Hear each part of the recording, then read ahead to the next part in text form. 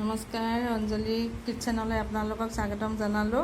আজি এটা মই পটলৰ ৰেচিপি লৈ আহিছোঁ। পটলটো আমি সদায় ভাজি খাওঁ, ফ্ৰাই কৰি খাওঁ। আজি এটা বেলেগ পদ্ধতিৰে আপোনালোকক দেখাম। আপোনালোকে ভিডিঅ'টো সম্পূৰ্ণকৈ চাই থাকিব। তাৰ বাবে মই 4টা পটল ল'লোঁ।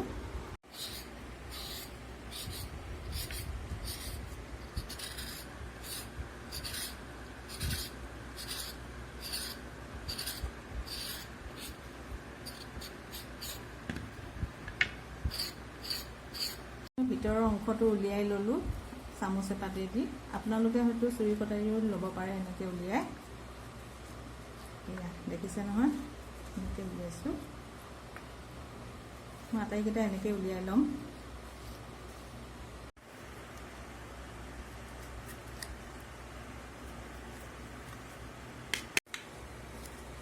এয়া দেখিছে নহয়, আটাইকেইটা মই উলিয়াই ল'লোঁ। এয়া মই পটলৰ ভিতৰৰ অংশটো উলিয়াই ল'লোঁ। এয়া এতিয়া এই আটাইখিনি মই মিক্সি জাৰত মাৰি ল'ম।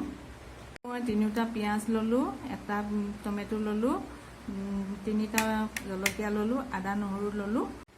এইখিনি মই গোটেইখিনি এতিয়া মিক্সি জাৰত মাৰি ল'ম। এয়া মই পেনখন পাতি ল'লোঁ, তেল দিলোঁ আৰু এতিয়া মই লগে লগে পটলকেইটা দি দিছোঁ।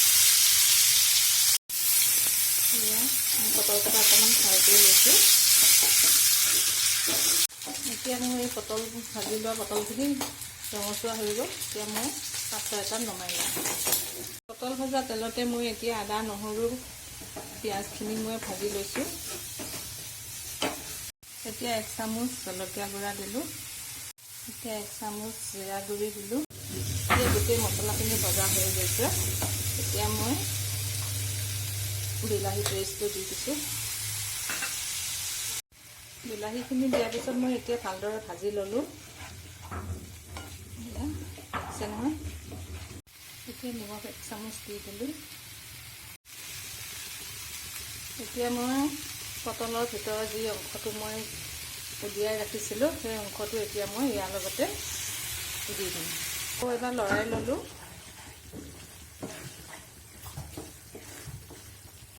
এতিয়া ভাজি ৰখা পটলকেইটা দি দিছোঁ।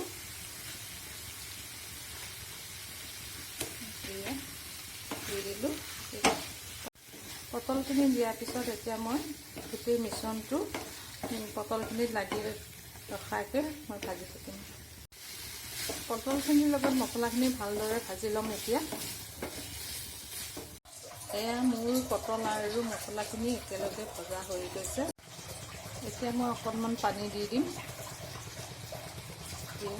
1 কাপমান পানী দি দিছোঁ, সৰু কাপ এটাত।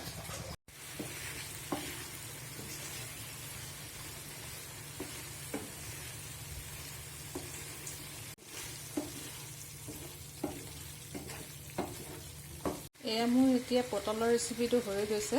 এতিয়া মই গেছটো অফ কৰি দিম। আপোনালোকে যদি মোৰ ভিডিঅ'টো ভাল পাইছে তেতিয়াহ'লে লাইক, শ্বেয়াৰ, কমেণ্ট আৰু ছাবস্ক্ৰাইব কৰিব। এই ৰেচিপিটো কেনেকুৱা হৈছে আপোনালোকে ক'ব আৰু আপোনালোকেও বনাই খাব।